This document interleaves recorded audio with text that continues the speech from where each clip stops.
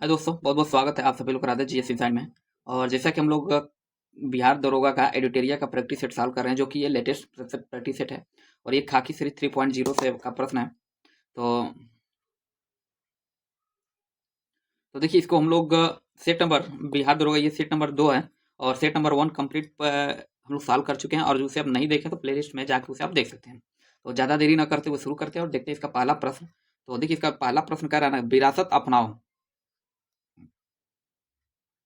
ये क्या कह रहा है, विरासत अपनाओ 2.0 कार्यक्रम किस मंत्रालय द्वारा ये प्रारंभ किया गया है।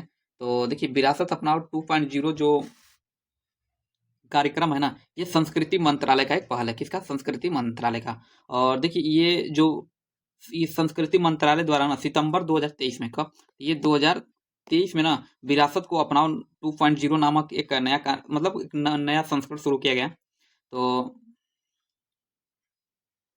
इसका क्या हो जाएगा? ऑप्शन ए इसका क्या है? सही है। अगला प्रश्न है कि निम्न में से भारत का पहला स्वदेशी स्वचालित क्या है? स्वदेशी स्वचालित बायोमेडिकल अपशिष्ट उपचार संयंत्र क्या है? तो इसका नाम क्या है? मतलब इसका देखिए, इसका जो भारत का पहला स्वदेशी स्वचालित बायोमेडिकल अपशिष्ट उपचार संयंत्र है, इसका जो नाम है सृजनम है। क्या है? सृजनम। अर्थात ऑप्शन नंबर डी इसका क्या है? सही है। नेक्स्ट प्रश्न है कि अभ्यास साइक्लोन निम्न में से किस देशों के मध्य आयोजित होता है? अभ्यास साइक्लोन निम्न में से किन देशों के मध्य आयोजित होता है? तो देखिए, अभ्यास साइक्लोन जो है ना, ये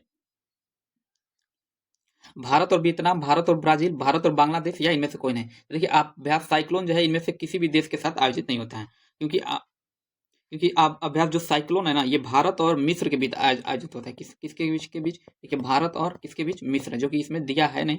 तो ये क्या हो जाएगा? भारत और मिस्र के बीच आयोजित होता है क्या? ऑपरेशन अभ्यास साइक्लोन। तो इसलिए इसका जो सही आंसर हो जाएगा ऑप्शन डी होगा। और अगला प्रश्न है कि एआई एक्शन शिखर सम्मेलन का आयोजन कहाँ किया गया है? तो क्या कर रहा है एआई? प्रश्न संख्या 4 कह रहा है कि एआई एक्शन शिखर सम्मेलन का आयोजन कहाँ किया गया? चीन में, भारत में, फ्रांस में या संयुक्त अरब अमीरात में? तो देखिए, एआई शिखर सम्मेलन का जो आयोजन किया गया, ये किया गया फ्रांस में। कहाँ पे? फ्रांस में। अर्थात ऑप्शन नंबर सी इसका क्या हो जाएगा? सही हो जाएगा। अगला है कि नेक्स्ट प्रश्न है कि पीएम आशा योजना के संदर्भ में निम्नलिखित कथनों पर विचार कीजिए। तो पहला इसमें जो कथन कह रहा है कि योजना के 15वें वित्त आयोग चक्र के दौरान 2025-26 तक जारी रखने की मंजूरी दी है। देखिए, पहला कथन क्या है, इसमें गलत है। ठीक है।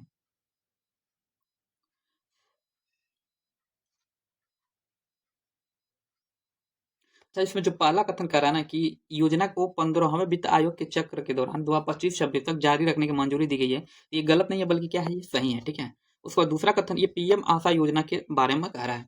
और उसके बाद दूसरा कह रहा है कि सरकार अगले 4 वर्षों तक राज्यों के तुअर, उड़द और मसूर उत्पादन का 100% खरीदेगी। तो ये भी क्या है, बिल्कुल सही है। दोनों दोनों कथन क्या है, सही है। लेकिन इसमें देखिए, नीचे पूछा कौन सही नहीं है।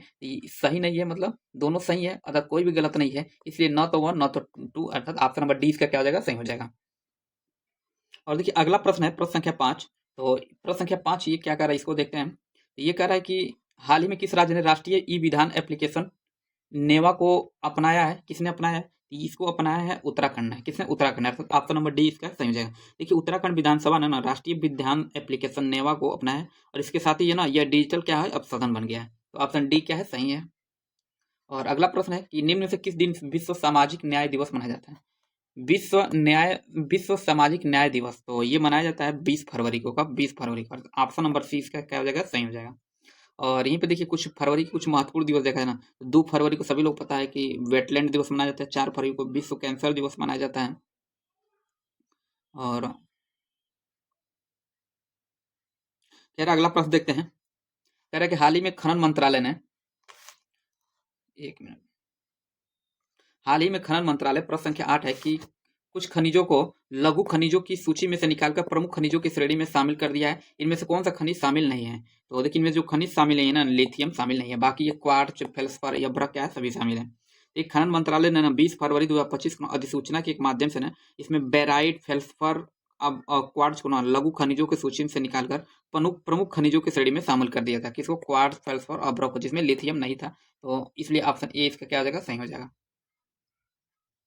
और अगला प्रश्न है कि 38वें राष्ट्रीय खेलों के संदर्भ में निम्नलिखित पर कथनों पर विचार करें। तो इसका जो पहला कथन है कि, अच्छा, इसका देख लेते हैं कि विचार कीजिए ना। हाँ, पहला इसमें जो कह रहा है ना कि इसका आयोजन 28 जनवरी से 14 फरवरी 2025 के मध्य किया गया।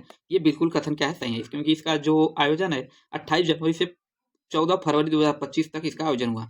दूसरा कह रहा है कि खेलों के समापन समारोह में प्रधानमंत्री मोदी ने मुख्य अतिथि के तौर पर संबोधित किया। तो ये कथन क्या है बिल्कुल गलत है, क्योंकि इसका जो क्योंकि इस किसकी इसके देखिए इसके समापन समारोह में ना मुख्यमंत्री सॉरी मोदी जी नहीं, प्रधानमंत्री मोदी नहीं, बल्कि गए थे कौन, केंद्रीय गृह और सहकारिता मंत्री श्री अमित शाह ने, मतलब इसके समापन समारोह में अमित शाह गए थे, इसलिए दूसरा कथन क्या है गलत है। उसके बाद कह रहा है खेल के इस संस्करण का आयोजन उत्तराखंड में किया गया, ये भी कथन क्या है सही है, अर्थात 1 और 3 सही है, इसलिए ऑप्शन नंबर सी इसका क्या हो जाएगा सही हो जाएगा। और अगला प्रश्न है कि केंद्रीय बजट 2025-26 क्या है, तो केंद्रीय बजट 2025-26 में विकास के 4 इंजनों में से कौन शामिल नहीं है। तो देखिए इसमें शामिल जो नहीं है ना क्या है, पहला कृषि शामिल है, अवसंरचना, सूक्ष्म लघु और मध्यम उद्यम या निर्यात। देखिए कृषि भी शामिल है और सूक्ष्म लघु और मध्यम उद्यम सी भी जो ऑप्शन ये भी शामिल है, निर्यात भी शामिल है, बल्कि अवसंरचना जो ना ये शामिल नहीं है। तो यही हमारा आंसर क्या हो जाएगा सही हो जाएगा, ऑप्शन नंबर 20 का क्या हो जाएगा सही हो जाएगा।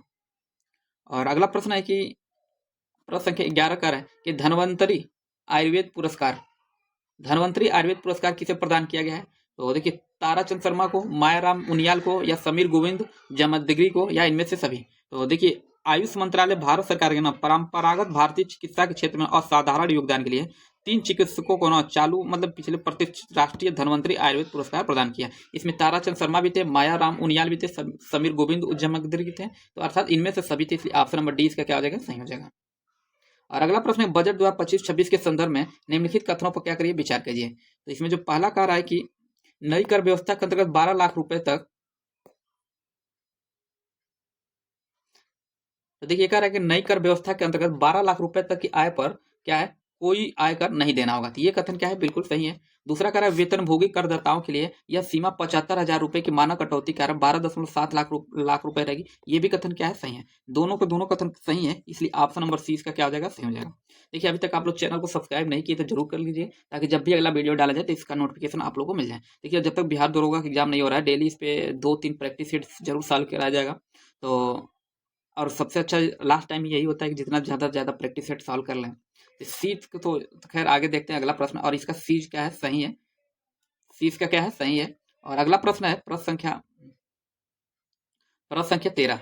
अगला 13 है कि ये कह रहा है कि आर्थिक सर्वेक्षण 2024-25 के बारे में असत्य कथन कौन सा है, मतलब चयन करें। असत्य कथन इसमें क्या करना है पहचानना है। तो इसमें जो पहला कह रहा है कि सेवा निर्यात में, तो देखिए सेवा निर्यात में भारत 8वें स्थान पे, बिल्कुल सही है।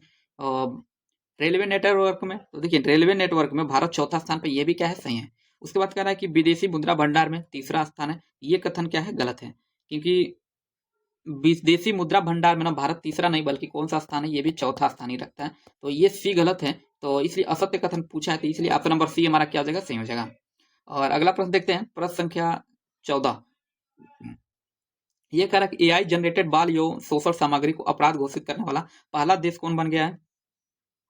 तो देखिए यूनाइटेड किंगडम ना एआई जनरेटेड बाल यौन शोषण सामग्री को अपराध घोषित करने वाला ना पहला देश बन गया है। तो इसलिए ऑप्शन नंबर ई इसका क्या हो जाएगा सही हो जाएगा यूनाइटेड किंगडम। और देखिए मैं प्रश्नों को दोबारा इसलिए रिपीट नहीं कर रहा हूँ ना, ताकि समय की बचत हो, और जहां समझ में नहीं है आप लोग पुनः उसको वीडियो को वहां पर रोक के खुद से पढ़ सकते हैं। तो खैर अगला प्रश्न है प्रश्न संख्या 15। यह कह रहा है कि आदि महोत्सव के संदर्भ में निम्नलिखित कथनों पर विचार कीजिए। किसके बारे में मत पूछा है, आदि महोत्सव। कह रहा है कि इसका आयोजन जनजातीय कार्य मंत्रालय द्वारा किया गया। तो ये देखिए बिल्कुल सही है, क्योंकि आदि महोत्सव का आयोजन जो है जनजातीय कार्य मंत्रालय द्वारा किया गया। और कब किया गया था, तो देखिए 16 फरवरी से लेके 24 फरवरी तक किया गया था। कब था, 16 फरवरी से 24 फरवरी तक।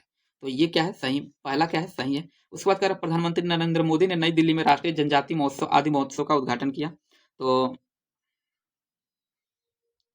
ये कथन क्या है गलत है, क्योंकि इसका जो देखिए आदि महोत्सव जनजातीय आदि महोत्सव का उद्घाटन जो है ना प्रधानमंत्री नरेंद्र मोदी ने नहीं किया, बल्कि किसने किया था, राष्ट्रपति श्रीपति द्रौपदी मुर्मू ने इसका उद्घाटन किया था। किसने, राष्ट्रपति ने इसका उद्घाटन किया था। तो इसलिए ये ऑप्शन क्या हो जाएगा सही हो जाएगा। ऑप्शन नंबर केवल एक सही है, दूसरा क्या है गलत है। तो केवल देखिए केवल 1 सही है, इसलिए ऑप्शन नंबर ए क्या है सही है।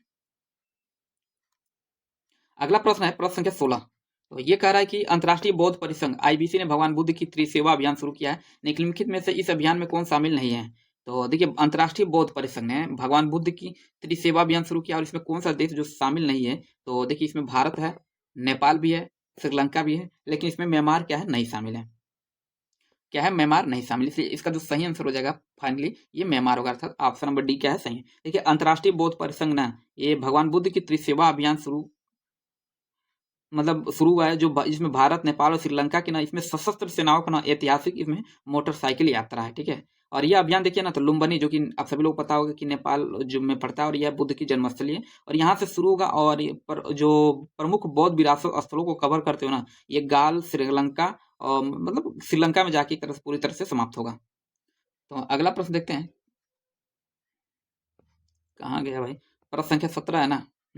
ये कह रहा है खेल उद्योग समाचार साइट, क्या है ये कह रहा है, खेल उद्योग समाचार साइट स्पोर्टिको ने 100 शीर्ष उच्चतम भुगतान वाले एथलीटों की चौथी वार्षिक सूची जारी की है। इस सूची के अनुसार कौन 2024 में दुनिया का सबसे अधिक भुगतान करने वाला एथलीट है।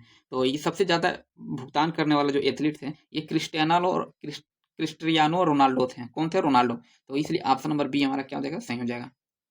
और अगला प्रश्न, भारत सरकार ने 19वें एशियाई शीतकालीन खेलों 2025 में भारतीय दल की भागीदारी को मंजूरी दे दी है, जो निम्न में से किस स्थान पर आयोजित होगा। तो देखिए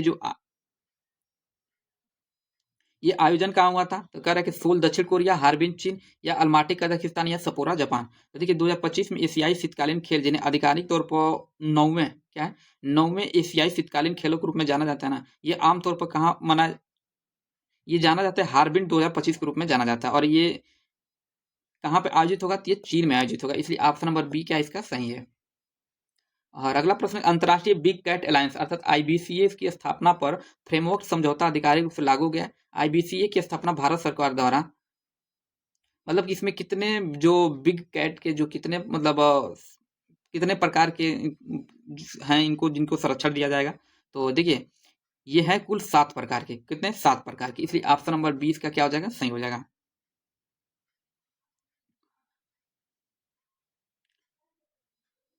ऑप्शन नंबर 20 का क्या है, सही है। अगला प्रश्न है कि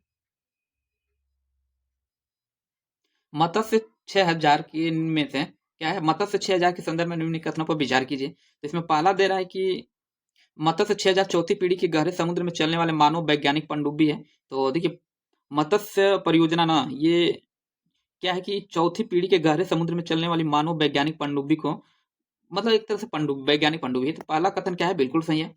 दूसरा कथन कर रहा है इसके द्वारा वर्ष 2030 के अंत में 500 मीटर गहराई तक पहुंच का लक्ष्य रखा गया। ये बिल्कुल गलत, क्या दूसरा कथन क्या है, गलत है। क्योंकि देखिए इसको ना वर्ष 2026 तक, हालांकि 2026 तक आ ही गया है, 2026 के अंत में कितना 6000 मीटर तक गहराई पहुंचने का लक्ष्य रखा है। कितना, 6000 मीटर तक, न कि 500 मीटर।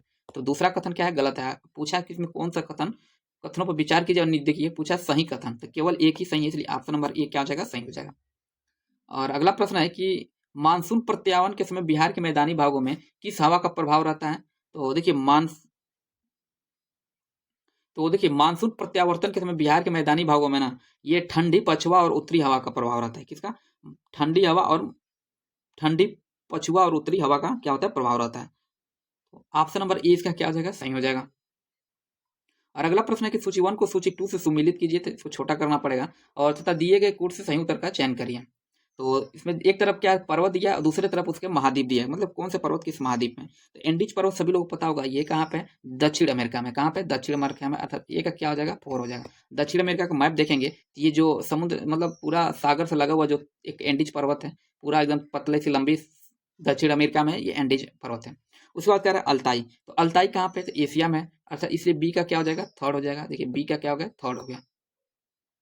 उसके बाद कह रहा है आल्पस, तो आल्पस सभी लोगों को पता होगा कि ये कहाँ पे, यूरोप में है। तो सी का क्या हो जाएगा, 1 हो जाएगा, सी का 1। उसके बाद अप्लेशियन, तो अप्लेशियन सभी लोग पता है ये उत्तरी अमेरिका में, अर्थात डी का क्या हो जाएगा, 2, डी का 2। अब देखिए ए का 4 बी का 3rd किस ऑप्शन में है, तो सी को देखिए ए का 4 बी का 3rd, और वहीं सी का 1 है और डी का क्या है, 2, इसलिए ऑप्शन नंबर सी इसका क्या है, सही है। और अगला प्रश्न है कि प्रश्न संख्या 23 का रहा है, अगला प्रश्न है, प्रश्न संख्या क्या है, ये 23 कह रहा है कि 2011 की जनगणना के अनुसार 2011 की जनगणना के अनुसार घटते जनसंख्या घनत्व वाले राज्यों के निम्न में से कौन सा एक सही क्रम है। तो कहने कि सबसे ज्यादा घनत्व कहाँ था, उसके बाद से उस घटते हुए क्रम में इसको सुमेलित करना है। तो देखिए सबसे ज्यादा घनत्व कहाँ था, तो सबसे ज्यादा था बिहार में। कहाँ था सबसे ज्यादा, बिहार में। तो देखिए बिहार में किस ऑप्शन में पहले दिया है, तो देखिए पश्चिम बंगाल सी में दिया है पहले पे, तो ये गलत हो जाएगा, ये भी दिया है तो ये गलत कैंसिल हो जाएगा। और बिहार के बाद से क्या कहाँ पे, अब बिहार में देख लेते था कितना। देखिए बिहार में जो था ना 1006 था, कितना, सॉरी 1106 था, कितना 1106 जनघनत्व था। उसके बाद दूसरे नंबर पर कौन सा था, पश्चिम बंगाल। तो दूसरे नंबर पर कौन, पश्चिम बंगाल था। तो और पश्चिम बंगाल में कितना जनघनत्व था, ये था आपका 1028 था, कितना 1028 था। केरल में कितना था, 860 था, कितना 860। उसके बाद से ये उत्तर प्रदेश में कितना था, 829 था। तो इसलिए ऑप्शन नंबर डी इसका क्या हो जाएगा, सही हो जाएगा। ये इस घटते क्रम में सही विकसित किया गया है। अगला कि सिंधु की सबसे बड़ी सहायक नदी कौन सी है। तो देखिए सिंधु की जो सबसे बड़ी सहायक नदी है ना, ये चिनाब है, अर्थात इसलिए ऑप्शन नंबर बी क्या हो जाएगा, सही हो जाएगा। और चिनाब नदी ना एक प्रमुख नदी है जो भारत और पाकिस्तान में बहती हुई है, और पंजाब क्षेत्र की 5 प्रमुख नदियों में से एक है ये। तो ये ऑप्शन नंबर बी क्या है, सही है। ये देखिए सिंधु नदी से एक प्रश्न हो सकता है, जरूर पूछ सकता है, क्योंकि सिंधु जल अभी हाल ही में भारत ने सिंधु नदी का पानी रोक दिया था। तो देखिए सिंधु जल समझौता ना जो हुआ था, ये प्रश्न कई बार अभी हाल ही में जो 2-3 एग्जाम में पूछा हुआ है, तो ये 1960 में हुआ था सिंधु जल समझौता। ठीक है, तो खैर अब अगला प्रश्न देखते हैं इसका। ये कह रहा है सूची 1 को मिलान कीजिए, एक तरफ सूची 1 दी जाए, दूसरे तरफ सूची 2, तो मिलान करने वाला है। तो देखिए लो आयस की खाने कौन सी हैं। तो देखिए लो आयस की जो खान है ना, ये गुआ और नो मंडी है। क्या है, गुआ और नो मंडी, अर्थात ये का क्या हो जाएगा, थर्ड हो जाएगा। और ये है कहाँ पे, तो देखिए ये है झारखंड में। एक प्रश्न ये भी पूछ सकता है, ये कौन कौन से खान है, कौन सा राज्य में, तो ये झारखंड में है। उसके बाद कह रहा है तांबे की खान, तो देखिए तांबे खान बालाघाट है, तो ये क्या है, बी का क्या हो जाएगा 1। और तांबे की जो खान है ना, ये बालाघाट में है, और ये है कहाँ पे, एमपी में, अर्थात मध्य प्रदेश में है। उसके बाद बक्साइट की खान, तो देखिए ये अमरकंटक के पठार में है, कहाँ पे, अमरकंटक पठार, अर्थात सी का क्या हो जाएगा 2। सी का 2। और अमरकंटक की पठार सभी लोग को पता होगा कहाँ पे है, ये छत्तीसगढ़ में है। और उसके बाद कह रहा है अभ्रक की खान, तो देखिए अभ्रक की खान जो ना ये नेल्लोर में है, अर्थात डी का क्या हो जाएगा 4। और नेल्लोर कहाँ पे है, ये सभी लोगों को पता होगा कि आंध्र प्रदेश में, अर्थात एपी, इसको लिखते हैं आंध्र प्रदेश में। अब देखिए ए का थर्ड और बी का 1, ए का थर्ड बी का 1 किस ऑप्शन में है, तो सी में। देखिए ए का थर्ड बी का 1 और सी का क्या है 2 और डी का क्या है 4, इसलिए ऑप्शन नंबर सी हमारा क्या हो जाएगा, सही हो जाएगा। और अगला प्रश्न है कि किस महाद्वीप में मरुस्थलीकरण की समस्या क्या है, न्यूनतम है। किस महाद्वीप में मरुस्थलीकरण की समस्या क्या है, न्यूनतम है, तो ये यूरोप में है। ठीक है, देखिए यूरोप का ना भूमध्य सागरीय क्षेत्र जलवायु परिवर्तन के कारण बढ़ती चुनौतियों का एक तरह से सामना तो कर रहा है, लेकिन बढ़ते तापमान और बदलते वर्ष पैटर्न भूमि क्षरण में ना योगदान कर रहे हैं। तो और इन सब होने के बावजूद ना यूरोप में ना मरुस्थलीकरण की सीमा अन्य महाद्वीपों की तरफ व्यापक नहीं है। तो इसलिए ऑप्शन नंबर ए का क्या हो जाएगा, सही हो जाएगा। और अगला प्रश्न कह रहा है निम्न में से कौन सा देश एक स्थल रुद्ध देश नहीं है। देखिए स्थल रुद्ध देश उसे कहा जाता है ना जो चारों तरफ, मतलब सभी तरफ, सब उसकी जो सीमाएं है ना, किसी समुद्र या मतलब सागर से ना लगी हो, बल्कि एक स्थलीय सीमा हो चारों तरफ से। तो कह रहा कि कौन सा स्थल रुद्ध देश नहीं है, तो देखिए हंगरी जो है ना, ये स्थल रुद्ध देश है, इसकी सीमा किसी सागर से नहीं लगा है। नेपाल तो आप लोग देखे होंगे, ये भी इसका भी किसी सीमा से नहीं लगा है, मतलब किसी सागर से नहीं लगा है। बेल्जियम किर्गिस्तान भी इसकी सीमा नहीं लगा, लेकिन ये जो बेल्जियम है ना, तो बेल्जियम जो है ये ना नीदरलैंड, इधर देखिए बेल्जियम जो है ना फ्रांस, मतलब उत्तरी सागर से घिरा हुआ है, किससे, उत्तरी सागर से ये घिरा हुआ है। तो इसलिए ये आंसर, मतलब ये स्थल रुद्ध देश नहीं है, इसलिए ऑप्शन नंबर डी हमारा क्या हो जाएगा, सही हो जाएगा। और अगला प्रश्न है निम्न कथनों में से कौन सा सही नहीं है। तो प्रश्न संख्या 28 है, 28। तो ये कह रहा है कि काली मिट्टी को स्थानीय भाषा में रेगुर कहा जाता है, बिल्कुल सही है। ये पहला कथन क्या है, सही है। और उसके बाद कह रहा है कि क्रेब्स के अनुसार रेगुर मिट्टी अनिवार्य रूप से एक परिपक्व मिट्टी होती है, ये भी कथन क्या है, सही है। उसके बाद करें काली मिट्टी में आर्द्रता नमी धारण करने की उच्च क्षमता होती है, ये सभी लोग पता होगी, ये भी कथन क्या है, सही है। बाकी कह रहे काली मिट्टी हिमालय क्षेत्र में पाई जाती है, ये गलत है, क्योंकि देखिए काली मिट्टी जो होती है हिमालयन क्षेत्र में नहीं पाई जाती है, बल्कि ये पाई कहाँ जाती है, ये दक्कन के पठार के किनारे पाया जाता है, जो कि दक्षिण भारत में पाया जाता है ज्यादातर, जैसे कि गुजरात के कुछ स्थान है और महाराष्ट्र के जो स्थान है वहां पे सबसे ज्यादा पाई जाती है। इसलिए इसका जो सही आंसर हो जाएगा ऑप्शन नंबर डी होगा, काली मिट्टी हिमालयन क्षेत्र में पाई जाती है। और अगला प्रश्न है कि प्रश्न संख्या 29। तो ये कह रहा है कि राष्ट्रीय जलमार्ग को उनके सही मार्ग के साथ सुमेलित कीजिए। तो पहला कह रहा है राष्ट्रीय जलमार्ग 1। देखिए राष्ट्रीय जलमार्ग 1 आप सब लोग पता होगा इलाहाबाद से लेके हल्दिया तक है। कहाँ से, हल्दिया से इलाहाबाद, अर्थात 1 का क्या हो जाएगा, सी हो जाएगा। राष्ट्रीय जलमार्ग 2 देखिए ये धुबरी से सादिया तक है, कहाँ से, धुबरी से सादिया तक, 2 का क्या हो जाएगा, डी हो जाएगा। 2 का क्या होगा, डी। और देखिए राष्ट्रीय जलमार्ग 3 है ना, ये कुट्टापुरम से कोल्लम तक है। कहाँ से? कुट्टापुरम से कोल्लम तक। ये क्या हो जाएगा? तीसरे का ए हो जाएगा, तीसरे का ए हो गया। उसके बाद एक ही बचा है राष्ट्रीय जलमार्ग 9, ये कहाँ से? अल्लापूजा से कोट्टायम अतिपुरम उझातनक तक है। अर्थात 4 का क्या हो जाएगा? बी। अब देखिए 1 का सी और 1 का सी, 2 का डी, और ये ऑप्शन नंबर ए में है। 1 का सी, 2 का डी और 3rd का ए, और एक 4 का क्या है? बी है। इसलिए ऑप्शन नंबर ए क्या है? सही है। और अगला प्रश्न, निम्नलिखित में से कौन सा कथन सत्य है? तो देखिए इसमें प्रश्न संख्या 30 है। तो ये कह रहा है कि बेगुला प्रशांत महासागर की एक ठंडी जलधारा है। तो देखिए बेगुला जो है ना, ये अटलांटिक महासागर की एक ठंडी जलधारा है, न कि प्रशांत महासागर की। ये किसका है? अटलांटिक महासागर। ये है अटलांटिक महासागर की। तो ये हमारा ऑप्शन नंबर ए क्या हो जाएगा? गलत है, क्योंकि चूंकि पूछा है सत्य कथन, तो ये हमारा आंसर नहीं होगा। उसके बाद सप्ताह मंडल में संवहनीय धारा पाई जाती है। बिल्कुल गलत है, क्योंकि देखिए सप्ताह मंडल में ना संवहनीय धाराएं नहीं पाई जाती हैं। यह एक ना, तो इसलिए ये भी कथन क्या है? हमारा गलत है। उसके बाद कह रहा है सीमुम अरब रेगिस्तान में बहने वाली ठंडी हवा है। देखिए सीमुम जो अरब रेगिस्तान में बहने वाली ना, अब सभी लोग पता है कि अरब जो रेगिस्तान में बह रही है तो ठंडी हवा तो होगी नहीं। तो सीमुम जो है ना, अरब रेगिस्तान में बहने वाली एक तेज और गर्म और शुष्क हवा है, और यह ना धूल भरी होती है, और इसका तापमान लगभग कितना होता है? 54 डिग्री सेंटीग्रेड होता है। कितना? 54 डिग्री सेंटीग्रेड। तो आप समझ सकते हैं कि गर्म होगा कि ठंडा होगा। तो ये भी कथन क्या है? गलत है। देखिए बीम जो दिया था समताप मंडल में संवहनीय धाराएं पाई जाती है, ये कथन इसलिए गलत है क्योंकि जो संवहनीय हवा है ना, समताप मंडल में नहीं बल्कि क्षोभ मंडल में पाई जाती है। कहाँ पे? क्षोभ मंडल में। ठीक है, तो तीनों कथन क्या है? गलत है। उसके बाद कह रहा है ब्रिक फिल्टर ऑस्ट्रेलिया में चलने वाली गर्म और शुष्क हवा है। तो देखिए ब्रिक फिल्टर ना ऑस्ट्रेलिया में चलने वाली गर्म और शुष्क हवा है, तो ये कथन क्या है? सही। इसलिए ऑप्शन नंबर डी इसका क्या हो जाएगा? सही हो जाएगा। और यह ना एक तेज और धूल भरी हवा होती है जो अक्सर गर्मियों में आती है, और विक्टोरिया और वहाँ के जो न्यू साउथ वेल्स जैसे दक्षिण पूर्वी राज्यों को ना एक तरह से ये क्या करती है? प्रभावित करती है। इसलिए ऑप्शन नंबर डी क्या हो जाएगा? सही हो जाएगा। और अगला प्रश्न, भारत में निम्नलिखित में से किस एक वन प्रारूप में सागौन एक प्रभावी वृक्ष स्पीसीज है? तो करेक्ट, उष्ण कटिबंधीय आर्द्र पर्णपाती वन या उष्ण कटिबंधीय वर्षा वन, उपोष्ण कटिबंधीय कटीली झाटी वन। कहने मतलब कि सागौन किस क्षेत्र के, मतलब किस वन के अंतर्गत आता है? तो देखिए सागौन जो है ना, ये उष्ण कटिबंधीय आर्द्र पर्णपाती वन के आता है। ऑप्शन नंबर ई इसका क्या हो जाएगा? सही हो जाएगा।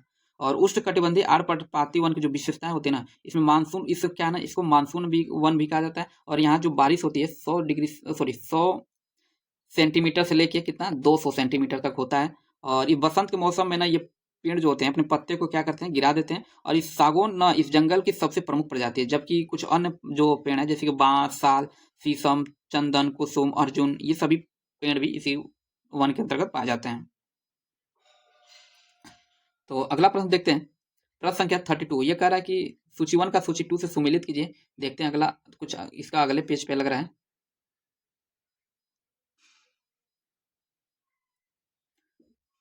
तो एक साथ इसका नहीं आ पा रहा है, ठीक है, कोई बात नहीं, तो हम लोग यहीं से इसका मिलान बस करके देख लेते हैं।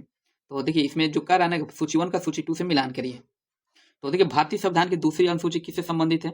भारतीय संविधान की जो दूसरी अनुसूची है ना, वेतन भत्ते और पेंशन से है। किससे? वेतन भत्ते पेंशन से। अच्छा, ए का क्या हो जाएगा? 2। यहीं से हम लोग लिख देते हैं, ए का क्या हो जाएगा? 2 हो जाएगा। उसके बाद भारतीय संविधान की 5वीं अनुसूची। तो देखिए भारतीय संविधान की 5वीं अनुसूची है, ये अनुसूचित क्षेत्रों का प्रशासन है। अनुसूचित क्षेत्रों के प्रशासन, अर्थात बी का क्या हो जाएगा? 1 हो जाएगा। बी का क्या होगा? 1 होगा। उसके बाद से भारतीय संविधान की 9वीं अनुसूची। तो भारतीय संविधान की 9वीं अनुसूची अब सभी लोगों को पता है भूमि सुधार से है, अर्थात सी का क्या हो जाएगा? 4 होगा। सी का 4 है। और उसके बाद एक है क्या लास्ट, भारतीय संविधान की 10वीं अनुसूची, ये दल बदल कानून से है, अर्थात डी का क्या हो जाएगा? 3rd। तो ये इतना ही है इसमें। और इसका जो सही आंसर होगा अगले पेज पे दिया है इसका जो सही होगा सी होगा। ठीक है, आप लोग एक बार पुनः एक बार देख लीजिएगा, इसका जो सही होगा सी होगा। और अगला प्रश्न है कि भारतीय संविधान के उद्देश्यों में से एक रूप में आर्थिक न्याय का किसमें उपबंध किया गया है? आर्थिक न्याय के बारे में कहाँ बताया गया है? तो देखिए आर्थिक न्याय जो बताया गया ना, कह रहा है उद्देश्य का और मूल अधिकार, ये तो कथन बिल्कुल गलत होगा। उसके बाद उद्देश्य का और राज्य के नीति निर्देशक तत्व, ये कथन क्या हो जाएगा? सही हो जाएगा। देखिए भारतीय संविधान के उद्देश्यों में से ना एक आर्थिक न्याय का उपबंधन उद्देश्य का और राज्य के नीति निर्देशक तत्वों में क्या है? समाहित किया है। तो इसलिए ऑप्शन नंबर 20 का क्या हो जाएगा? सही हो जाएगा। और अगला प्रश्न है कि 34 प्रश्न कराया कि उच्चतम न्यायालय क्या है? उच्चतम न्यायालय द्वारा परमादेश जारी करने के संबंध में कौन सा कथन क्या है? सही है। तो इसमें जो पहला कह रहा है कि किसी अधिकारों को सरकारी आदेश निभाने के लिए संघ और राज्यों के बीच तथा विभिन्न राज्यों के बीच विवाद का निपटारा, किसी व्यक्ति को अदालत के समक्ष लाने के लिए आदेश या उपयुक्त में से एक से अधिक। तो देखिए अनुच्छेद, आप सभी लोग को पता होगा कि अनुच्छेद 32 के तहत ना जो सुप्रीम कोर्ट और यही अनुच्छेद 226 के तहत कौन, तो हाई कोर्ट, कौन को, हाई कोर्ट को ना रिट जारी करने का प्रावधान दिया गया है। और ये जो पूछा इसमें कि परमादेश किसके लिए होता है, तो देखिए परमादेश ना किसी अधिकारों को सरकारी आदेश निभाने के लिए किया जाता है, ठीक है। और देखिए परमादेश का अर्थ होता है ना कि हम आज्ञा देते हैं, और ये एक न्यायालय द्वारा ना एक सार्वजनिक प्राधिकरण के को ना कानूनी कर्तव्यों का पालन करने के लिए निर्देशित करने के लिए जारी किया जाता है। और जिसे उसने, तो खैर इसका जो सही आंसर होगा ना ऑप्शन नंबर बी इसका क्या हो जाएगा, सही होगा। नहीं, ऑप्शन नंबर ए इसका क्या है, सही है। और अगला प्रश्न देखते हैं, प्रश्न संख्या 35 थी। ये कह रहा है भारतीय संविधान में शामिल राज्यसभा के अप्रत्यक्ष चुनाव से संबंधित प्रावधान किस देश के संविधान से लिया गया है। तो देखिए अप्रत्यक्ष चुनाव का जो प्रावधान है ना, ये लिया गया है दक्षिण अफ्रीका से। कहां से, दक्षिण अफ्रीका से। तो ऑप्शन नंबर डी इसका क्या हो जाएगा, सही हो जाएगा। अच्छा थोड़ा सा इसमें हमको लग रहा है गलत है आंसर, इसका गलत दिया है। तो देखिए इसका जो सही आंसर जहां तक मुझे लग रहा है ना, ये यूएसए होगा, ठीक है। दक्षिण अफ्रीका नहीं होगा, क्योंकि दक्षिण अफ्रीका से ना संविधान संशोधन की प्रक्रिया को लिया गया था, ठीक है। तो आप लोग उसको सही आंसर इसका कमेंट बॉक्स में जरूर दीजिए, और जो आप लोग पता हो। जहां तक चूंकि मुझे लग रहा है यूएसए होगा, तो आप लोग इसको एक बार अपने स्तर पर एक बार चेक कर लीजिएगा कि यूएसए है कि दक्षिण अफ्रीका। हालांकि दक्षिण अफ्रीका आंसर में इसके दिया है, लेकिन दक्षिण अफ्रीका नहीं होगा जहां तक मुझे लग रहा है। तो ऑप्शन नंबर बी जहां तक मुझे लग रहा है सही होगा। एक बार इसको आप लोग अपने स्तर पर चेक कर लीजिएगा। और अगला प्रश्न है कि कौन सी 1992 के 73वें संशोधन की विशेषता नहीं है, ठीक है।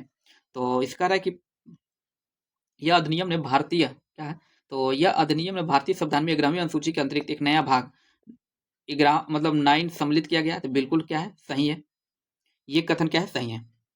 उसके बाद करें, इस अधिनियम ने भारतीय संविधान के अनुच्छेद 40 को व्यवहारिक रूप प्रदान किया। ये भी क्या है, कथन सही है। क्योंकि आप सभी लोग पता होगा कि आर्टिकल 40 जो कि नीति निर्देशक तत्वों में दिया गया है, और उसमें ग्राम पंचायत के गठन के बारे में प्रदान बताया गया है। ये कथन क्या है, उससे संबंधित है, इसलिए क्या हो जाएगा, ये भी क्या है, सही है। उसके बाद करें, यह सहभागी लोकतंत्र को प्रातिनिधिक लोकतंत्र में परिवर्तित करता है। तो यही कथन क्या है, गलत है, ठीक है। यह सहभागी लोकतंत्र की प्रातिनिधिक लोकतंत्र में परिवर्तित करता है, ये कथन क्या है, गलत है। तो ऑप्शन नंबर सी इसका क्या हो जाएगा, मतलब ये विशेषता नहीं है। बाकी ये डी कर रहा है, इस अधिनियम के अधिनियमित होने के पश्चात पंचायतों का गठन सरकार की इच्छाओं पर निर्भर है। ये कथन, ये भी कथन सही था, डी भी सही था। हालांकि सी इसका सही आंसर हो जाएगा, ये सही नहीं है। और सही नहीं है तो आंसर होगा, क्योंकि विशेषता नहीं है। अगला प्रश्न कर, प्रतिष्ठा एवं सुनवाई का अधिकार किस अनुच्छेद के अंतर्गत मिलता है। किसका, प्रतिष्ठा एवं सुनवाई का कौन सा है, प्रश्न संख्या 27। तो अनुच्छेद 21 या 19, अनुच्छेद 17 या अनुच्छेद 15। देखिए प्रतिष्ठा और गरिमा का अधिकार भारतीय संविधान के अनुच्छेद 21 में, जिसमें जीवन और व्यक्तिगत स्वतंत्रता का अधिकार के अंतर्गत आया, मतलब आता है। तो इसलिए ऑप्शन नंबर ई इसका क्या हो जाएगा, सही हो जाएगा, ठीक है। 19 में आप सभी लोग पता होगा कि स्वतंत्रता, फ्रीडम ऑफ स्पीच है, स्वतंत्रता का अधिकार इसमें बारे में बताया गया है। और 17 में सभी लोग पता है छुआछूत से संबंधित है, मतलब इसको छुआछूत के उन्मूलन से संबंधित है। इसका जो सही आंसर होगा ऑप्शन नंबर है अनुच्छेद 21। और उसके बाद से प्रश्न संख्या 38 का है, निम्नलिखित में से कौन राज्य सूचना आयोग के मुख्य एवं अन्य सूचना आयुक्तों के कदाचार एवं अक्षमता के आधार पर हटा सकता है। निम्न कौन सा राज्य सूचना आयोग के मुख्य एवं अन्य सूचना आयुक्तों को कदाचार एवं अक्षमता के आधार पर हटा सकता है। तो उसको हटाने का प्रावधान किसके पास है, ये राज्यपाल के पास है। किसके पास, राज्यपाल आता है। इसलिए ऑप्शन नंबर बी क्या हो जाएगा, सही हो जाएगा। देखिए राज्य सूचना आयोग के मुख्य एवं अन्य सूचना आयुक्तों को ना राज्यपाल सर्वोच्च न्यायालय से जांच रिपोर्ट प्राप्त होने के बाद ना कदाचार और अक्षमता के आधार पर हटा सकता है। और इसमें देखिए राज्यपाल इस मामले को जांच के लिए ना सर्वोच्च न्यायालय को भेजेंगे, और सर्वोच्च न्यायालय की रिपोर्ट के आधार पर कार्रवाई कर सकते हैं, ना कि अपने स्वतंत्र अधिकार में। इसलिए ऑप्शन नंबर बी क्या है, सही है। उसके बाद प्रश्न संख्या 39 ये कह रहा है कि अगस्त 1953 में भारत सरकार द्वारा गठित राज्य पुनर्गठन आयोग के सदस्यों में कौन कौन शामिल थे। तो देखिए इसमें जो शामिल व्यक्ति थे ना, सर तेज बहादुर सप्रू, ये बिल्कुल ये क्या है, नहीं शामिल थे, ठीक है। उसके बाद जस्टिस फजल अली ये शामिल थे, के एम पणिकर ये भी शामिल थे, हृदय नाथ कुंजरू ये भी शामिल थे, अर्थात 2, 3, 4 शामिल थे। तो ऑप्शन नंबर सी देखिए 2, 3, 4 दिया सी में, इसलिए ऑप्शन नंबर डी क्या है, सही है। उसके बाद कह रहा है कि किस अधिनियम ने केंद्र और प्रांतों के लिए 3 अलग अलग सूचियों के साथ अलग अलग विधायी परिषद प्रदान किया था। तो देखिए इसमें जो प्रश्न है कौन सा है, 40। तो कह रहा है किस अधिनियम में ने केंद्र और प्रांतों के लिए 3 अलग अलग सूचियों के साथ अलग अलग विधायी विषय प्रदान किया था। तो ये प्रदान किया गया था भारत शासन अधिनियम 1935 के तहत। इसलिए ऑप्शन नंबर सी हमारा क्या है, सही है। और देखिए अगला प्रश्न कर रहा है, प्रश्न संख्या 41 कि लोकतांत्रिक विकेंद्रीकरण में महत्वपूर्ण स्थान देने का सुझाव किस समिति ने दिया था। तो देखिए इसका आंसर होगा, कौन दिया, किसने दिया था सबसे पहले, एक मिनट, हाँ, तो इसको सबसे पहले दिया था ना बलवंत राय मेहता समिति ने। किसने? बलवंत राय मेहता समिति। तो हालांकि ये सभी लोग एक तरह से मतलब लोकतांत्रिक विकेंद्रीकरण से ही संबंधित है, लेकिन जो सबसे पहले जो समिति थी वो बलवंत राय मेहता समिति थी। तो और ये बलवंत राय मेहता समिति गठित कब की गई थी? तो 1957 में। इसलिए ऑप्शन नंबर बी क्या हो जाएगा? सही हो जाएगा। अगला प्रश्न है 42, ये कह रहा है कि संसदीय क्या है? संसदीय व्यवस्था वाली सरकार वो होती है जिसमें संसद के सभी राजनीतिक दलों का सरकार में प्रतिनिधित्व होता है। तो ये कथन क्या है? बिल्कुल गलत है। संसद के सभी राजनीतिक दलों का सरकार में प्रतिनिधित्व होता है, ये कथन क्या है? गलत है। उसके बाद बी कह रहा ना कि सरकार संसद के प्रति उत्तरदायी होती है और उसके द्वारा हटाई जा सकती है। सरकार जो है संसद के प्रति उत्तरदायी होती है, उसके द्वारा हटाई जा सकती है। दूसरा कथन क्या है? सही है। इसलिए ऑप्शन नंबर बी क्या हो जाएगा? सही हो जाएगा। बाकी सी गलत क्यों है कि सरकार लोगों द्वारा निर्वाचित होती है और उसके द्वारा हटाई जा सकती है, ये भी कथन क्या है? गलत है। और सरकार संसद के द्वारा चुनी जाती है, ये भी कथन क्या है? गलत है, क्योंकि ये लोगों के द्वारा चुनी जाती है, किंतु निर्धारित समय अवधि के पूर्ण होने के पूर्व हटाई नहीं जा सकती, ये भी कथन क्या है? गलत है। तो इसका जो सही है ऑप्शन नंबर बी है, तो इस ऑप्शन बी क्या हो जाएगा? सही हो जाएगा। अगला प्रश्न है कि भारतीय प्रोटोकॉल के अनुसार निम्नलिखित में से कौन वरीयता क्रम में सर्वोच्च स्थान पर आता है। तो देखिए सर्वोच्च स्थान पर सबसे पहले कौन आता है? तो राज्य के भीतर देखा जाना आता है, राज्य के भीतर सबसे पहले कौन आता है? राज्य के भीतर राज्यपाल आता है, ठीक है। और इसलिए ऑप्शन नंबर सी इसका क्या है? सही है। राज्यपाल के बाद से कौन आता है? पूर्व राष्ट्रपति आता है, और पूर्व राष्ट्रपति या कौन? पूर्व उप प्रधानमंत्री, ठीक है। और उसके बाद से मुख्य न्यायाधीश आते हैं। तो खैर इसका जो सही आंसर है ऑप्शन नंबर सी इसका क्या है? सही है। सर्वोच्च स्थान सभी लोग पता होगा किसका आता है? राष्ट्रपति का होता है। दूसरे स्थान पे कौन आते हैं? उपराष्ट्रपति आते हैं। और तीसरे स्थान पे कौन? प्रधानमंत्री आते हैं। और चौथे स्थान पे ये राज्यपाल आते हैं, ठीक है। और पांचवें पर उप प्रधानमंत्री, चौथे पे ये होते हैं, पहले पे यहाँ पर हम लिख ही देते हैं, देखिए पहले पर राष्ट्रपति होते हैं, दूसरे पे कौन होते हैं? दूसरे पे उपराष्ट्रपति होते हैं, और तीसरे पे कौन होते हैं? तीसरे पे प्रधानमंत्री होते हैं, पीएम होते हैं, ठीक है। अगला प्रश्न है कि एक धनराशि 8, एक मिनट, तो देखिए एक प्रश्न है 44, ये कह रहा है ना कि एक धनराशि 8% की वार्षिक चक्रवृद्धि ब्याज की दर पर जमा की जाती है। यदि पहले वर्ष का ब्याज कितना है? 144 रुपए है, तो दूसरे वर्ष के लिए ब्याज की राशि क्या होगी? तो देखिए इसको दो तरह से लगा सकते हैं। तो देखिए इसमें कोई प्रिंसिपल तो पूछा नहीं, केवल ब्याज ही पूछा है। एक तो कितना पहले है? 144 रुपए है, तो देखिए क्या करेंगे ना, 144, ठीक है। 144 प्लस उसके बाद से ये रहेगा ही, उसके बाद से 44, जिसपे जो 144 तो रहेगा ये हमारा ब्याज, इस ब्याज पे भी जो ब्याज लगेगा 144 का पुनः कितना? 8%, ठीक है। तो 144 का कितना पुनः एक बार 8% होगा, तो इसको ये आएगा 100, और इसको सॉल्व करेंगे तो ये तो 144 तो रहेगा ही, कितना? 144 रहेगा ही। उसके बाद कितना आएगा?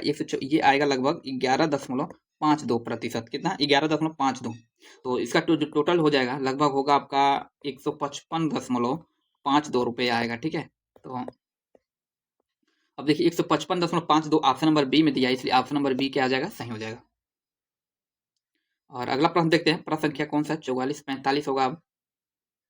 हाँ, कह रहा है कि 120 विद्यार्थियों की कक्षा में 75% कितनी है? तो ये लड़कियां हैं, और यदि 20% लड़के मोटरसाइकिल से विद्यालय आते हैं, तो मोटरसाइकिल से विद्यालय न आने वाले लड़कों की संख्या ज्ञात कीजिए। तो देखिए ऐसे प्रश्नों को सॉल्व करने के कई तरीके होते हैं, लेकिन जो सबसे आसान तरीका होता है ना, ये होता है कि देखिए एक कह रहा है कि 120 विद्यार्थियों की कक्षा में 75% लड़कियां हैं, ठीक है।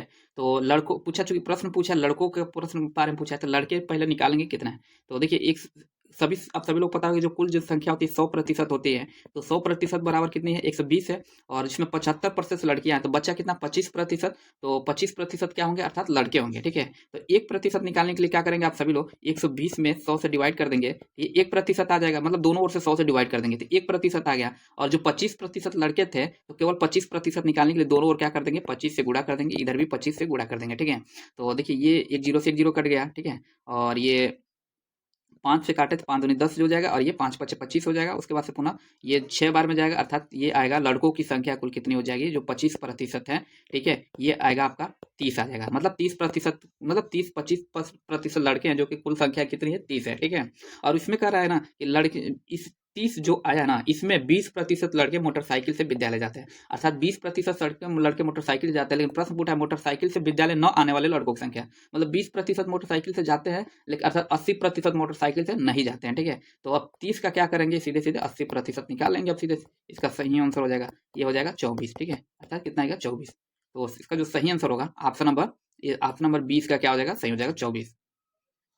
अगला प्रश्न है कि √3 प्लस √2, और उसके बाद से क्या है कि √3 माइनस √2, और इसको मतलब इसी को क्या करना है, √3 माइनस √2 और अपान √3 प्लस √2 को सरल करना है, ठीक है।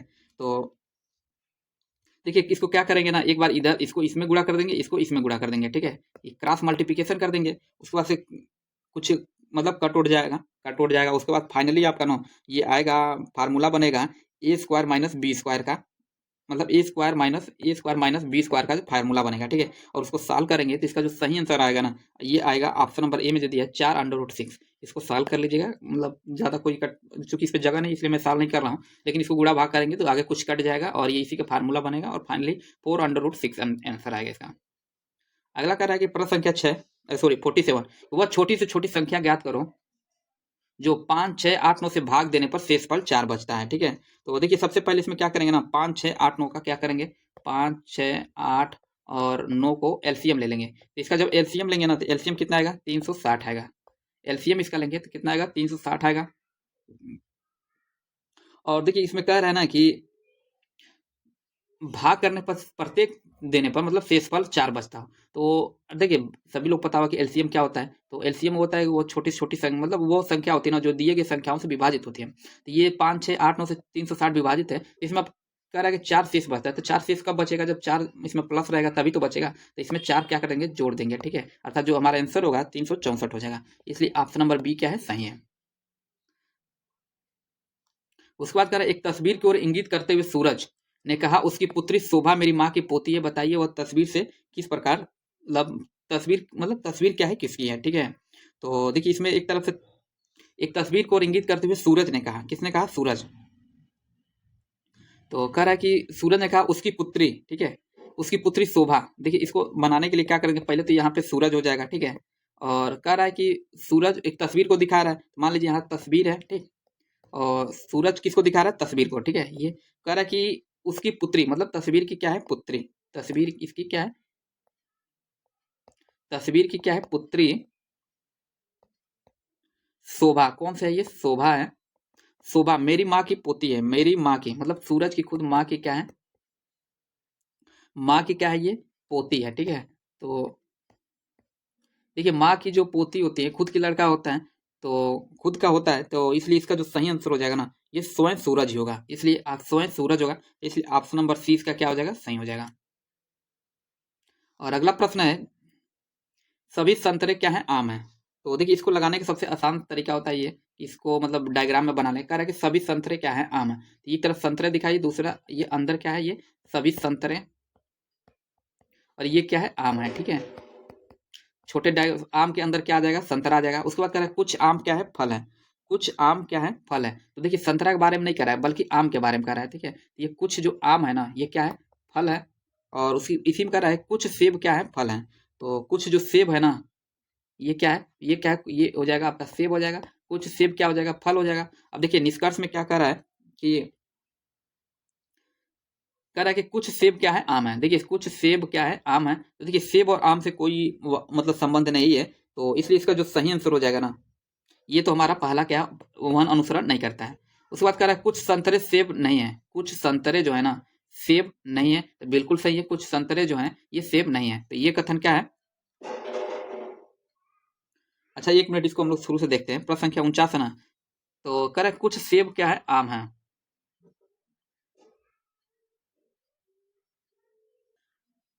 तो देखिए इसको एक बार अपने स्तर पे सॉल्व कर लीजिएगा, जहां तक मुझे लग रहा है कि इसमें कोई नहीं होगा, लेकिन इसका जो सही आंसर दिया ना, केवल 1 और 3 दिया है, ठीक है। डी ऑप्शन दिया है इसका सही आंसर। इसको एक बार अपने स्तर पर चेक कर लीजिएगा। और अगला प्रश्न देखते हैं। प्रश्न संख्या 50 कह रहा है कि इंग्लिश शब्द आगे यहाँ से कह रहा है select the one which best express the meaning of the given idiom phrase take time by the forelock. क्या है, टेक टाइम द क्या कर रहा है, take time by the forelock means ये होता है ना एक्स, इसका जो मतलब होता है ना, ये मतलब जो होता है क्या होता है, इसका मतलब होता है कि टू, मतलब एक to accept an opportunity without hesitation.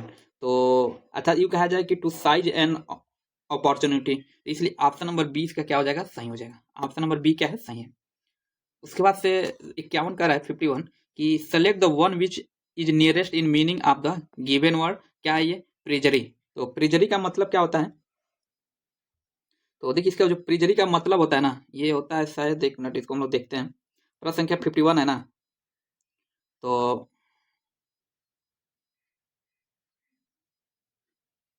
देखिए इसमें जो दिया है क्या है, प्रिजरी, इसका मतलब होता है ना एक तरह से देखिए, जो देखा होता है झूठी गवाही देना, ठीक है। और इससे संबंधित जो अन्य शब्द होता है ये क्या होता है, फ्लैशहुड होता है। क्या होता है, फ्लैशहुड। अच्छा इसको हम लोग देखिए सर्च करके और जो गूगल पर देख लें इसको तुरंत, तो यहाँ से और जो हम लोग सर्च करें इसको, क्या क्या ये प्रिजरी, तो देखिए इसमें क्या दिखा रहा है, कह रहा है ना प्रिजरी इज द क्राइम, इसको हिंदी में हम लोग कर लेते हैं। तो कह रहा है ये झूठी गवाही देना एक ऐसा अपराध है जिसे जानबूझकर झूठ बोलना या झूठा बयान देना शामिल होता है, ठीक है। और इसका जो दूसरा मीनिंग होता है, मतलब इसके नजदीक कौन सा मीनिंग होगा प्रिजरी के, ये होगा फ्लैशहुड, ठीक है। क्या होता है, फ्लैशहुड। और जो फ्लैशहुड को हम लोग देख ले पूरा, हाँ ये देखिए इसको, और जो देखें फ्लैशहुड को, तो देखिए इसका जो होता है मिथ्या, मतलब इसका भी क्या होता है, झूठ, असत्य, या जो वास्तव में न हो लेकिन प्रतीत हो। तो इसलिए ऑप्शन नंबर डी इसका क्या हो जाएगा, सही होगा। ऑप्शन नंबर डी इसका क्या है, सही है। ऑप्शन डी क्या है, सही है। उसके बाद कह रहा है कि किस समास में दोनों पद मिलकर एक नया अर्थ प्रकट करते हैं। तो देखिए इसमें जो बहुब्रीहि जो समास होता है ना, बहुब्रीहि समास में ना ये इसी में दोनों पद मिलकर ना एक नया अर्थ प्रकट करते हैं। इसलिए जैसे कि मान लीजिए एक दशानन, तो दशानन एक 10 सिर है, तो लेकिन एक नया अर्थ किसके लिए निकलता है, रावण के लिए, ठीक है। निशाचर, निशाचर क्या है, जो रात में भ्रमण करता है, लेकिन जो अर्थ देखा जाए ना, ये क्या होता है कि जो एक तरह से राक्षस हो उसके लिए प्रयोग किया जाता है। तो इसलिए ऑप्शन नंबर डी क्या है, सही है। उसके बाद कह रहा है 53 कि देश की गौरव की रक्षा करना सभी नागरिकों का कर्तव्य है। उपयुक्त वाक्य में गौरव क्या है। तो गौरव देखिए इसमें जो मतलब पूछा कौन सी संज्ञा है, भाववाचक, द्रव्यवाचक, जाति या समुदायवाचक। देखिए गौरव जो है ना ये भाववाचक संज्ञा है, ठीक है। और भाववाचक संज्ञा ना व्यक्ति या पदार्थों के गुण को बोध कराता है, जैसे कि अच्छाई, चौड़ाई, चतुराई, बुढ़ापा, ये सब क्या है, भाववाचक संज्ञा, इसलिए ऑप्शन ए इसका क्या है, सही है। और अगला प्रश्न, निम्नलिखित में से किसमें व्यंजन संधि है, किसमें इसमें व्यंजन संधि है। तो देखिए अत्योम, नायक, रामायण या सज्जन। तो देखिए अत्युम में ना अति धन उत्तम है, जो कि क्या है, यड़ संधि, यहाँ पे यह है यड़ संधि, ठीक है। और उसके बाद से कह रहा है नायक, तो नायक सभी को लोग पता है कि नय धन आयक होता है, क्या, नय धन अक होता है, जो कि क्या है, ये अयादी संधि है, ये अयादी संधि। और सी में जो दिया है रामायण, तो राम धन अयन होता है, जो कि ये क्या है, स्वर संधि है। बाकी ये जो सज्जन जो दिया है ना, सज्जन क्या होता है, तो सज्जन व्यंजित संधि होता है, जो कि इसका जो संधि विच्छेद करे तो सतधन क्या होता है, ये सतधन जन होता है। क्या होता है, सतधन जन। तो इसलिए ऑप्शन नंबर डी क्या है, सही है। और अगला प्रश्न है 50, ये 55 प्रश्न है, इसको थोड़ा सा छोटा करते हैं। ये कह रहा है सूची 1 को सूची 2 से सुमिलित कीजिए तथा नीचे दिए गए कूट का प्रयोग कर सही उत्तर चयन करिए। एक तरफ विद्रोही नेता, दूसरे तरफ विद्रोह का केंद्र दिया है, ये 1857 के विद्रोह से संबंधित है। तो देखिए पहला है ना बहादुर, क्या है, बहादुर शाह द्वितीय है। तो बहादुर शाह द्वितीय कहाँ से संबंधित थे, दिल्ली से थे, और इसलिए ये का क्या हो जाएगा, थर्ड हो जाएगा। उसके बाद बिरजिस कादिर, ये लखनऊ से संबंधित थे, कहाँ से, लखनऊ, अर्थात डी, बी का क्या हो जाएगा, वन। ए का थर्ड, बी का क्या होगा, वन होगा। उसके बाद कुंवर सिंह, तो देखिए कुंवर सिंह कहाँ से संबंधित थे, जगदीशपुर से थे, अर्थात सी का क्या हो जाएगा, फोर होगा। और उसके बाद लियाकत अली जो है, ये लियाकत अली कहाँ से संबंधित थे, इलाहाबाद से, ठीक है। तो डी का क्या हो जाएगा, वन, टू हो जाएगा, डी का टू होगा। अब देखिए किस ऑप्शन में है ये, ए का थर्ड, बी का वन। और देखिए ए का थर्ड, बी का वन, ऑप्शन नंबर बी में देखिए ए का थर्ड, बी का वन, सी का फोर, डी का क्या है, टू है, ठीक है। इसलिए ऑप्शन नंबर बी क्या हो जाएगा, सही हो जाएगा। और अगला प्रश्न है कि 1544 में शेर शाह ने मालदेव को हराकर निम्न में से किस पर अधिकार कर लिया था। तो देखिए मालदेव को हराकर शेर शाह ने ना जोधपुर पर अधिकार कर लिया था, इसलिए ऑप्शन नंबर बी क्या आ जाएगा, सही हो जाएगा। उसके बाद कह रहा है कि प्रश्न संख्या 57, सुमेंद्र नाथ टैगोर द्वारा स्थापित दल का नाम क्या था। तो सोमेंद्र नाथ टैगोर द्वारा जो स्थापित दल था ना, उसका नाम क्या था, उसका नाम था क्रांतिकारी साम्यवादी दल, अर्थात ऑप्शन नंबर बी क्या है इसका, सही है। और उस अगला प्रश्न है कि कलचुरी वंश की स्थापना निम्न में से किसने की थी। तो देखिए कलचुरी वंश की जो स्थापना है ना, ये किया था कोक्कल प्रथम ने किया था। किसने? कोक्कल प्रथम ने किया था, इसलिए ऑप्शन नंबर 20 का क्या है? सही है। और अगला प्रश्न है कि मैंने सरकारी आदेश की अवहेलना इसलिए मैंने सरकारी आदेश की अवहेलना इसलिए नहीं की कि मुझे कानून से नफरत है, बल्कि इसलिए की कि ये मेरी अंतरात्मा की आवाज है। मतलब ये कथन किसका है? तो देखिए ये कथन जो है ना, ये महात्मा गांधी का है। किसका? महात्मा गांधी का। तो इसलिए ऑप्शन नंबर सी इसका क्या हो जाएगा? सही हो जाएगा। और अगला कह रहा है कि निम्नलिखित में किन स्थानों पर मध्य पाषाण काल में पशुपालन के प्रमाण मिले हैं? किसमें? मध्य पाषाण काल में। तो देखिए मध्य पाषाण काल के जो पशुपालन के जो साक्ष्य मिले हैं ना, ये बागौर से मिले हैं, इसलिए ऑप्शन नंबर सी इसका क्या हो जाएगा? सही हो जाएगा। अब बागौर है कहाँ पे? तो ये मध्य प्रदेश में स्थित है। मध्य प्रदेश के आदमगढ़ जिले में है। कहाँ पे? आदमगढ़ जिले में। अगला प्रश्न, भारत छोड़ो आंदोलन के दौरान किस स्थान पर समानांतर सरकार की स्थापना की गई थी? तो बलिया में, तो बिल्कुल है, यहाँ पे समानांतर सरकार की स्थापना की गई थी। दूसरा सतारा में, यहाँ भी की गई थी। मिदनापुर यहाँ भी की गई थी, लेकिन अवध में समानांतर सरकार की स्थापना नहीं की गई थी। इसलिए 1 2 3 सही है। ऑप्शन नंबर सी में देखिए 1 2 3 दिया है, इसलिए ऑप्शन सी क्या है? सही है। और अगला प्रश्न है, जलियांवाला बाग नरसंहार पर कांग्रेस जांच समिति की रिपोर्ट के प्रारूप को लिखने का कार्य किसको सौंपा गया था? तो इसका जो कार्य सौंपा गया था, ये महात्मा गांधी को दिया गया था। ठीक है, जलियांवाला बाग नरसंहार पर कांग्रेस समिति की रिपोर्ट का मसौदा तैयार करने का कार्य महात्मा गांधी को दिया गया था, इसलिए ऑप्शन बी क्या है? सही है। और जो ये जलियांवाला बाग हुआ था, सभी लोग पता, 13 अप्रैल 1919 को हुआ था। अगला है 63 प्रश्न। तो ये करें, मध्यकाल में मंदिर निर्माण में द्रविड़ शैली किस क्षेत्र में अपनाई गई? तो देखिए द्रविड़ शैली जो थी ना, ये कृष्णा एवं कावेरी नदियों के मध्य अपनाई गई थी। अर्थात ऑप्शन नंबर ए में देखिए कृष्णा एवं कावेरी नदियों के बीच में, इसलिए ऑप्शन नंबर ए इसका क्या है? सही है। और अगला प्रश्न है कि टोडरमल को निम्नलिखित में से किस अन्य नाम से भी जाना जाता है? तो देखिए टोडरमल आप सभी लोग को पता होगा कि ये देखिए पहले तो इनको जो अन्य नाम से जो जाना जाता था ना, मुशर्रिफ दीवान कहा जाता था। क्या? मुशर्रिफ दीवान। अर्थात ऑप्शन नंबर सी में इसका क्या हो जाएगा? सही हो जाएगा। और इसका अर्थ क्या होता है ना, राजस्व विभाग का प्रमुख। क्या होता है इसका? तो राजस्व विभाग का क्या होता है? ये प्रमुख होता है। ये राजस्व विभाग का क्या होता है? ये प्रमुख होता है। ठीक है। तो और इनका टोडरमल का जो वास्तविक नाम था ना, अल टंडन था। क्या नाम था? अल। इनका जो वास्तविक नाम था क्या था? अल टंडन। ठीक है। तो ऑप्शन नंबर सी इसका क्या है? सही है। और अगला प्रश्न है 65, कह रहा है निम्नलिखित घटनाओं को कालक्रम के अनुसार बढ़ते हुए सही क्रम में व्यवस्थित कीजिए। तो पहले जो दे रहा है, वास्को डी गामा की दूसरी बार भारत यात्रा थी, ये कब आया था दूसरी बार? तो 1502 ईस्वी में आया था। 1502 ईस्वी में दूसरी बार ये भारत में आया था। उसके बाद कह रहा है वांडीवास का निर्णायक युद्ध। तो देखिए वांडीवास का जो निर्णायक युद्ध हुआ था ना, ये 1760 में हुआ था। कब? 1760 में हुआ था। और ईस्ट इंडिया कंपनी की जो स्थापना हुई थी, सभी लोग पता होगा, ये 1600 ईस्वी में होता है। कब? 1600 ईस्वी में, 31 दिसंबर 1600 ईस्वी को। तो देखिए सबसे पहले एक होगा, सबसे पहले एक होगा। अच्छा एक और है ना, वेदरा का युद्ध। तो वेदरा का जो युद्ध हुआ था, ये 1759 में हुआ था। कब? 1759 में हुआ था। ठीक है, तो सबसे पहले एक होगा। ठीक है, और एक के बाद से क्या आएगा? एक के बाद से देखिए 3, 1600, मतलब 1502 के बाद से सीधे 1600, और उसके बाद से एक के बाद से 3 2 1759। हाँ, एक पहले एक आएगा, फिर एक आएगा, 3 आएगा उसके बाद, क्योंकि 3 देखिए ईस्ट इंडिया कंपनी की स्थापना 1600 में हुई थी। उसके बाद 3 के बाद से क्या आएगा? ये वेदरा का युद्ध, अर्थात 1 3 4 2। ठीक है, 1 3 4 2 ऑप्शन नंबर सी में है। तो ऑप्शन नंबर सी क्या हो जाएगा? सही हो जाएगा। और अगला प्रश्न है कि मोडी लिपि का प्रयोग पहली बार किस लेखों में किया गया था? तो मराठों के, राजपूतों के, बहमनियों के, या इनमें से कोई नहीं? तो देखिए मोडी लिपि ना, इसका प्रयोग सबसे पहले ना छत्रपति शिवाजी महाराज के शासनकाल में ना राजकीय लिपि के रूप में बालाजी अबाजी के द्वारा किया गया था। यूं कहा जाए तो मराठों के द्वारा इसका प्रयोग किया गया था, इसलिए ऑप्शन नंबर ए क्या है? सही है। उसके बाद करें सातवाहन वंश के किस शासक के सिक्कों पर जहाज का चित्र बना हुआ है? तो देखिए सातवाहन वाक के जो ये यज्ञ श्री सातकर्णी है ना, कौन? यज्ञ श्री सातकर्णी, इन्हीं के सिक्कों पर ना जहाज का चित्र बना हुआ है, इसलिए ऑप्शन नंबर सी इसका क्या है? सही है। अगला करें, निम्न में से कौन सा कार्य 1931 में कराची अधिवेशन में हुआ था? निम्न में से कौन सा कार्य 1931 में कराची अधिवेशन में हुआ था? तो कह रहा है कि मौलिक अधिकारों का प्रस्ताव पारित हुआ था। तो ये कथन क्या है? बिल्कुल सही है, क्योंकि इस अधिवेशन की जो पहली बात तो देखिए अध्यक्षता जो थे ना, ये सरदार वल्लभ भाई पटेल कर रहे थे। ये कई बार प्रश्न पूछा जा चुका है। तो इसका पहला कथन क्या है ना? सही है। दूसरा कह रहा है आर्थिक नीति का प्रस्ताव पारित हुआ, ये भी क्या है? सही है। तीसरा गांधी इरविन समझौता का अनुमोदन, ये भी क्या है? सही है। अर्थात तीनों कथन क्या है? सही है, इसलिए ऑप्शन नंबर डी क्या हो जाएगा? सही हो जाएगा। और उसके बाद कह रहा है दास्तान ए अमीर हमजा का चित्रांकन किसके द्वारा किया गया था? तो देखिए दास्तान ए अमीर चित्रा का जो मतलब चित्रांकन जो है ना, दास्तान ए अमीर हमजा का चित्रांकन ये किया गया था मीर सैयद अली के द्वारा, इसलिए ऑप्शन नंबर सी इसका क्या हो जाएगा? सही हो जाएगा। अगला है कि क्यूसबेरी नियम किस खेल पर लागू होता है? क्या है क्यूसबेरी नियम? तो देखिए किस बेरी जो नियम है ना बॉक्सिंग अर्थात मुक्केबाजी पर लागू होता है, किसमें बॉक्सिंग में आता है, इसलिए ऑप्शन नंबर ए इसके क्या है सही है। और अगला प्रश्न है कि सूची 1 को सूची 2 से सुमेलित करना है, इसको थोड़ा सा छोटा करते हैं तब एक साथ आएगा। तो देखिए एक तरफ उत्सव दिया है, दूसरी तरफ राज्य केंद्र शासित प्रदेश। तो सभी लोग पता है जो हार्नबिल उत्सव कहाँ मनाया जाता है, तो ये जो हार्नबिल उत्सव होता है ना ये नागालैंड में मनाया जाता है। तो ए का क्या हो जाएगा 4 हो जाएगा। देखिए ए का क्या है 4 है, ठीक।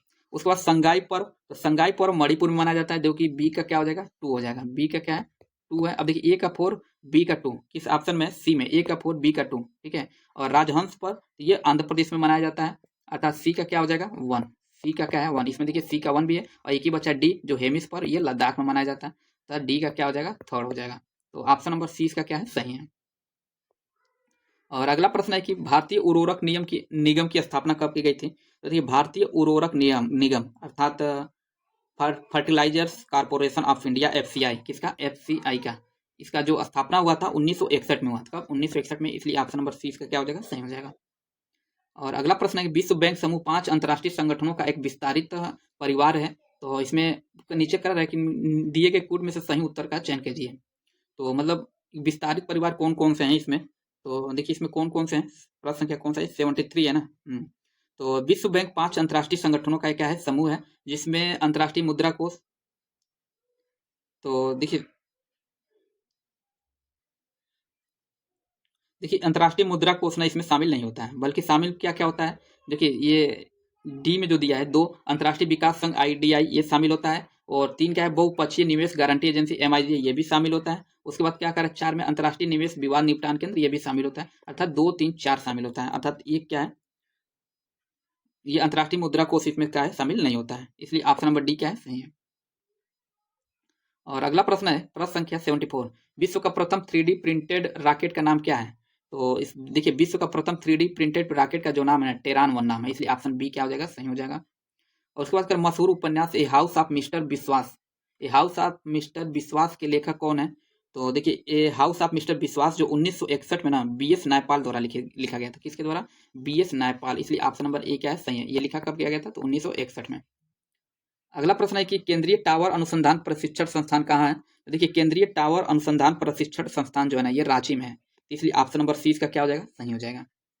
अगला है कि निम्नलिखित पर विचार कीजिए, उपयुक्त में से कौन सी ट्रॉफी फुटबॉल से संबंधित है, मतलब फुटबॉल से कौन कौन सी ट्रॉफी संबंधित है, तो देखिए इसमें जो दिया है ना डूरंड कप ये भी क्या है फुटबॉल से संबंधित है। उसके बाद से ये डूरंड कप है, सुब्रोतो कप है और संतोष ट्रॉफी है, ठीक है।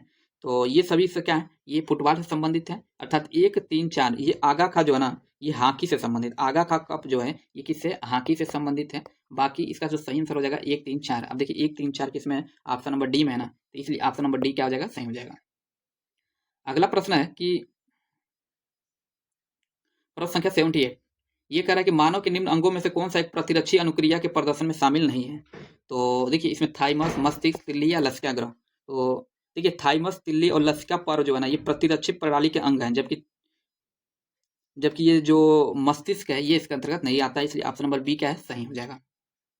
अगला प्रश्न है किसी रासायनिक अभिक्रिया में धन उत्प्रेरक की भूमिका क्या है, किसी रासायनिक अभिक्रिया में धन उत्प्रेरक की भूमिका क्या होती है, तो यह क्या करता है ना यह अभिक्रिया की दर को बढ़ाता है। अब देखिए इसलिए ऑप्शन में क्या हो जाएगा सही हो जाएगा, पहला ही सही हो जाएगा, ये अभिक्रिया को क्या करता है दर को बढ़ाता है।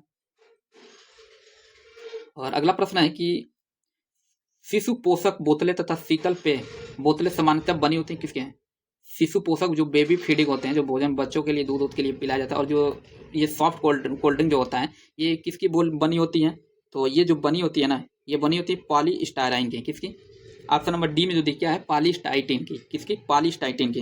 तो देखिए पॉलीस्टाइरीन एक सिंथेटिक थर्मोप्लास्टिक बहुलक होता है ना, इसको ढालना आसान होता है और इसमें मुद्रित किया जा सकता है, ठीक है। इसलिए इसका प्रयोग समानतः शीतल पेय और शिशु पोषक बोतलों के लिए किया जाता है, इसलिए ऑप्शन डी क्या है सही है। अगला है कि वैक्सीनेशन शब्द की व्युत्पत्ति एक लैटिन शब्द से हुई है, और यह किस शब्द से, मतलब यह शब्द जो है ना किससे संबंधित है वैक्सीनेशन, तो देखिए वैक्सीनेशन जो है ना इसकी उत्पत्ति जो हुई थी ना गाय से हुई थी, इसलिए ऑप्शन नंबर बी क्या हो जाएगा सही हो जाएगा। देखिए वैक्सीनेशन शब्द की उत्पत्ति ना एक लैटिन शब्द किससे हुआ था, VA CCA अर्थात वेका से हुआ था और इसका अर्थ होता है ना गाय होता है। इसका अर्थ क्या होता है? गाय होता है। और आधुनिक टीके के आविष्कार आप सभी लोग पता होगा, एडवर्ड जेनर ने चेचक की सुरक्षा के लिए काउपॉक्स जो कि गाय का चेचक वायरस का मतलब उपयोग किया गया था। और मतलब गाय का चेचक वायरस का मतलब मतलब गाय के चेचक वायरस का उपयोग किया गया था और इसी प्रक्रिया के कारण इसको वैक्सीनेशन कहा जाता है। इसलिए ऑप्शन बी क्या है? सही है। अगला कि पायरेक्स क्या है? पायरेक्स कांच के अधिक सामर्थ्य के लिए निम्न में से क्या मिलाया जाता है? तो पायरेक्स में देखिए, पायरेक्स क्लास में ना, पायरेक्स क्लास को ना बोरोसिलिकेट ग्लास भी कहते हैं और बनाने के लिए ना बोरान ट्राई ऑक्साइड अर्थात B2O3 मिलाया जाता है। क्या? B2O3 मिलाया जाता है अर्थात इनको कहा जाता है बोरेक्स मिलाया जाता है। तो इसलिए ऑप्शन नंबर डी क्या हो जाएगा? सही हो जाएगा।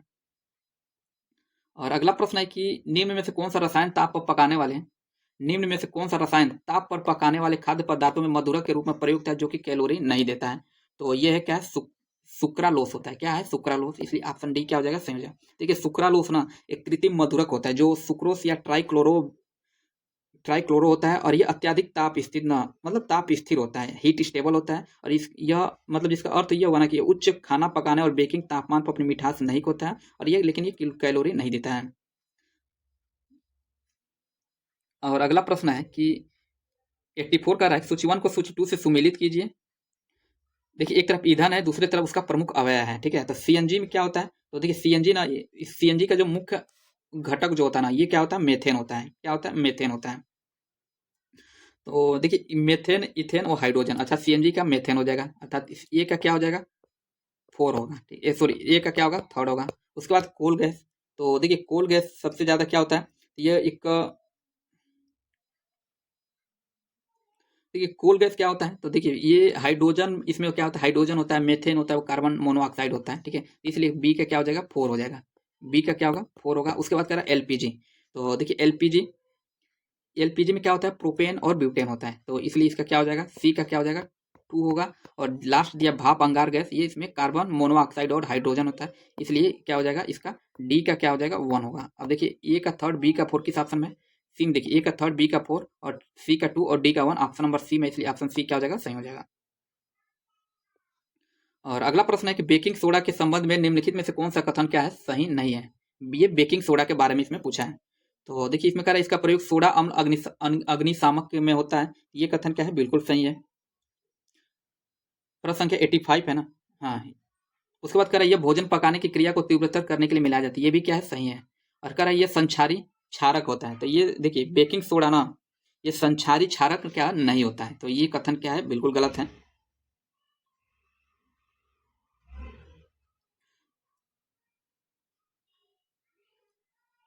एक मिनट इसको, तो देखिए इसका तीसरा जो कथन है ना, यही क्या है? गलत है। बाकी डी में कह रहा है कि यह अमाशय में अम्ल को अत्यधिक अत्यधिक को निष्प्रभावी करता है, ये भी कथन क्या है? सही है।